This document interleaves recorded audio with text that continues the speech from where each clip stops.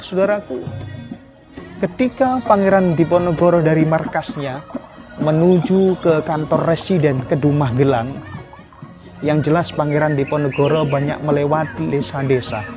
Dan di saat melewati tengah-tengah masyarakat, ketika masyarakat melihat rombongan dari sang Pangeran Diponegoro dengan pengikutnya ini, pada akhirnya masyarakat banyak yang mengikuti di belakangnya.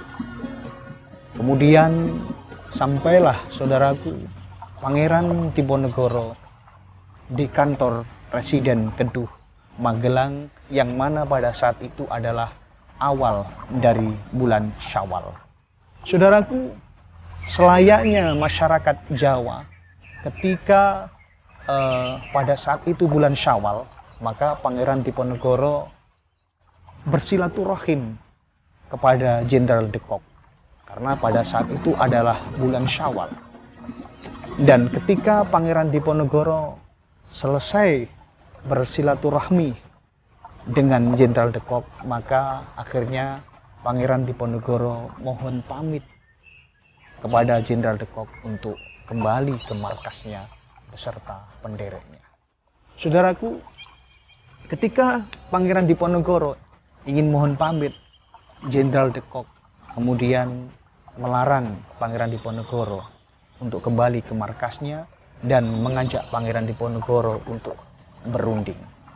Maka akhirnya Pangeran Diponegoro menuruti ajakan perundingan dari Jenderal de Kock. Terjadilah perundingan antara Pangeran Diponegoro dengan Jenderal de Kock. Namun apa yang terjadi, saudaraku? Di saat perundingan terjadilah perdebatan yang sengit antara Pangeran Diponegoro dan Jenderal de Kock. Karena terjadi perdebatan yang sengit, maka tidak terjadi titik temu atau kesepakatan di saat perundingan itu.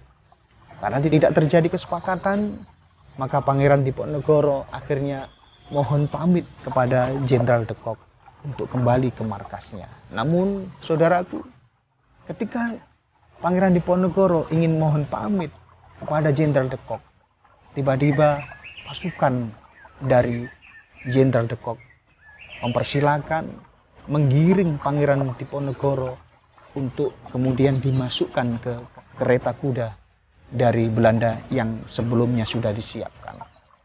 Melihat hal itu, saudaraku, para penderek, para prajurit Diponegoro dan keluarganya berusaha untuk menyelamatkan Pangeran Diponegoro yang mana saat itu memang ditangkap oleh Belanda. Namun Pangeran Diponegoro melarang kepada para pendereknya untuk melakukan hal itu. Bahkan, saudaraku, sempat terfikir oleh beliau Pangeran Diponegoro untuk menikam Jenderal de Kock dengan kerisnya. Namun Pangeran Diponegoro sekali lagi memikirkan keselamatan dari para pengikutnya. Karena pada saat itu memang bulan Syawal, jangan sampai terjadi pertumpahan darah atau saling membunuh. Dan memang pada saat itu Pangeran Diponegoro dan pengikutnya tidak ada keniatan untuk berperang dan tidak siap untuk berperang.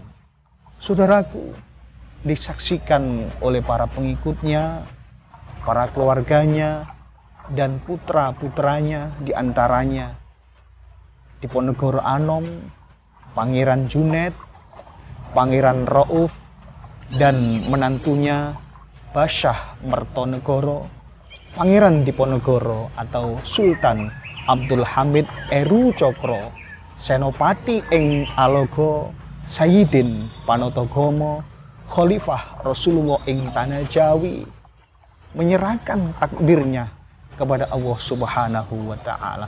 Pangeran Diponegoro ditangkap oleh Belanda dengan siasat yang buruk.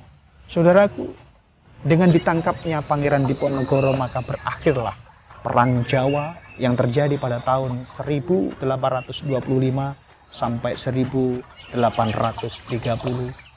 berakhir dengan ditangkapnya Pangeran Diponegoro dengan cara-cara yang licik. Saudaraku yang berbahagia, kenapa Perang Diponegoro juga disebut Perang Jawa? Saudaraku, memang pada saat itu, memang ini adalah perlawanan murni, perjuangan dari rakyat Jawa untuk bebas dari penindasan dan penjajahan kolonial Belanda. Jadi di dalam Perang Jawa, tidak ada pihak-pihak lain yang turut campur di dalam atau di saat terjadi Perang Jawa. Saudaraku yang berbahagia, apa yang terjadi terhadap semua penderek atau prajurit Diponegoro di saat Pangeran Diponegoro sudah ditangkap oleh Belanda? Yang jelas saudaraku, Belanda tetap waspada terhadap para pejuang-pejuang yang tangguh ini, yang pada akhirnya Belanda juga memburu para penderek atau prajurit Diponegoro. Saudaraku yang berbahagia, di saat prajurit-prajurit Diponegoro ini diburu oleh Belanda, ternyata banyak yang lari ke Jawa Timur, khususnya ke daerah Jombang sekarang ini. Saudaraku yang berbahagia, ketika saya membaca buku, yang mana buku ini adalah buku sejarah dan budaya Jombang yang diterbitkan oleh Dinas Pendidikan dan Kebudayaan Jombang. Di saat saya membaca buku ini, saudaraku, yang mana buku ini adalah buku perkembangan kota Jombang pada zaman dahulu sampai saat ini. Di buku ini ternyata tertuliskan juga sedikit sejarah terkait pasca Perang Diponegoro.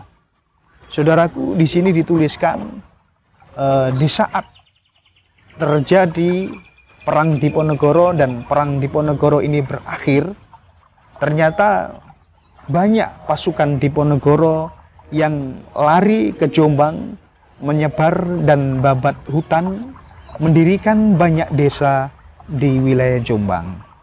Di antaranya adalah Desa Brodot yang ada di Kecamatan Bandar Kedungbulyo, kemudian Desa Pesantren yang berada di Kecamatan Tembelang, kemudian sampai Desa Mojo Trisno, Kecamatan Mojo Agung, dan banyak lagi di desa-desa lainnya. Saudaraku yang berbahagia, ternyata banyak sekali para penderek Diponegoro yang lari ke kota Jombang, kemudian mendirikan banyak desa-desa di kota Jombang. Saudaraku yang berbahagia, menurut cerita keluarga turun-temurun, Mbah Ismail ini ketika terjadi Perang Diponegoro, beliau ikut berjuang melakukan perlawanan terhadap kolonial Belanda dengan Pangeran Diponegoro dan penderek-penderek yang lain.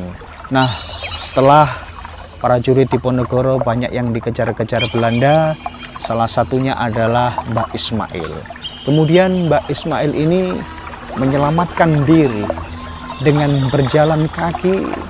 Beliau dari Demak Bintoro, menurut cerita keluarga, beliau berjalan kaki mencari tempat yang aman untuk menyelamatkan nyawanya. Kemudian sampailah beliau di suatu tempat yang mana kemudian Mbak Ismail ini membuat pemukiman, memulai hidup baru, dan berusaha untuk menutupi identitasnya, yang kemudian akhirnya mempunyai keturunan di tempat ini, yang mana kemudian tempat ini pada zaman dahulu ketika Mbak Ismail masih hidup, tempat ini disebut oleh orang-orang adalah Sentul Santren, yang mana Sentul Santren saat ini masuk Desa Sentul, Kecamatan Tembelang, Kabupaten Jombang, atau orang-orang mengenalnya saat ini adalah Sentul Dam. Saudaraku yang berbahagia, setelah ini saya akan berziarah, berkirim doa kepada Mbak Ismail, yang mana makam beliau berada di pemakaman umum Desa Sentul. Marilah kita berziarah ke makam Mbah Ismail. Saudaraku, alhamdulillah saat ini saya berada di pemakaman Desa Sentul, dan saya akan berziarah ke makam Mbah Ismail yang mana berada di tengah-tengah pemakaman umum desa Saudaraku dan keluarga Bani Ismail. Inilah makam Mbah Ismail. Mbah Ismail berasal dari Demak dan meninggal di Desa Sentul pada tahun 1900.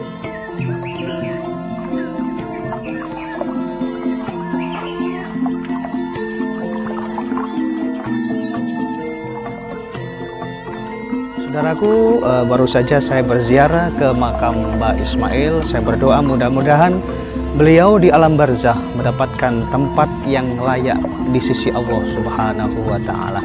Dan semua keluarga Bani Ismail, keturunan dari Mbah Ismail dimanapun panjenengan berada, saya berdoa mudah-mudahan kita semua dijadikan oleh Allah generasi-generasi yang dapat bermanfaat untuk agama, nusa, dan bangsa. Dan sekali lagi saya ucapkan terima kasih yang sebesar-besarnya kepada keluarga besar Bani Ismail dan keluarga besar Bani Haji Ali Rejo. Saudaraku, demikian video saya untuk kali ini, dan tetap bersama saya dan nanti kita bertemu kembali di video berikutnya. Saya akhiri, wallahul muwaffiq ila aqwamit thoriq. Wassalamualaikum warahmatullahi wabarakatuh.